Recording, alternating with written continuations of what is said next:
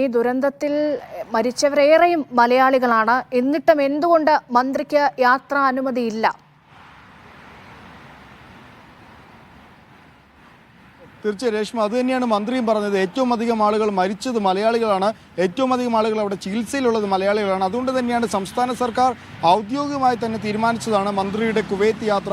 അതുകൊണ്ട് തന്നെയാണ് മന്ത്രി ഈ ചീഫ് സെക്രട്ടറി അടക്കമുള്ളവരുമായി ബന്ധപ്പെട്ട് രാവിലെ തന്നെ ഇതിനുവേണ്ട എല്ലാ പേപ്പറുകളും അല്ലെങ്കിൽ എല്ലാ രേഖകളും തന്നെ നൽകിയിരുന്നു. ഒപ്പം തന്നെ ഡൽഹി റെസിഡൻസ് കമ്മീഷണറുമായും ബന്ധപ്പെട്ടിരുന്നു. അവർ വഴിയും ഇതിനുള്ള എല്ലാ നീക്കവും ചെയ്തിരുന്നു. പക്ഷേ എന്നിട്ടും അവസാന നിമിഷം മന്ത്രിക്ക് യാത്രയ്ക്ക് അനുമതിയില്ല എന്നാണ് പറയുന്നത്. 7:30 മന്ത്രി വിമാനത്താവളത്തിൽ എത്തിയിരുന്നു. 8 മണിയോടെയാണ് മന്ത്രിക്ക് അനുമതി നൽകിയിട്ടില്ല എന്ന കാര്യം ഔദ്യോഗികമായ ഉദ്യോഗസ്ഥർ മന്ത്രിയെ അറിയിക്കുന്നത്. എന്നിട്ടും ചെക്ക് ഇൻ ചെയ്യേണ്ട അവസാന നിമിഷം വരെ 8:45 വരെ മന്ത്രി അവിടെ കാത്തിരിക്കുകയായിരുന്നു. അതിനുശേഷവും പോകാൻ സാധിക്കില്ല എന്ന് വ്യക്തമായതോടെയാണ് മന്ത്രി 9:30 വിമാനത്താവളത്തിൽ നിന്നും പുറത്തേക്ക് വരുന്നത്. കൃത്യമായി മന്ത്രി പറയുന്നത് ഏറ്റവും അധികം ആളുകൾ മരണപ്പെട്ടത് മലയാളികളാണ്, ഏറ്റവും അധികം ആളുകൾ ചികിത്സയിലുള്ളത് മലയാളികളാണ്. അപ്പോൾ ഇത്തരമൊരു ദുരന്തമുഖത്ത് ഇത് കടുത്ത അസഹിഷ്ണുത തന്നെയാണ് കേന്ദ്രത്തിൻ്റെതെന്നാണ് മന്ത്രി പറയുന്നത്. പ്രത്യേകിച്ച് കാര്യങ്ങൾ ഏകോപിപ്പിക്കാൻ, അല്ലെങ്കിൽ നമ്മുടെ ആളുകൾക്ക് വേണ്ടി അവിടെ ഒരാൾ ഉണ്ട് എന്നവർക്ക് തോന്നിപ്പിക്കാൻ, അല്ലെങ്കിൽ അവർക്കൊരു ആശ്വാസം പകരാനായാണ് മന്ത്രി അങ്ങോട്ടേക്ക് പോകാൻ തയ്യാറായിരുന്നത്. പക്ഷേ അത് കേന്ദ്ര സർക്കാർ പോകാനുള്ള അനുമതി നിഷേധിക്കുകയാണ്. പ്രത്യേകിച്ച്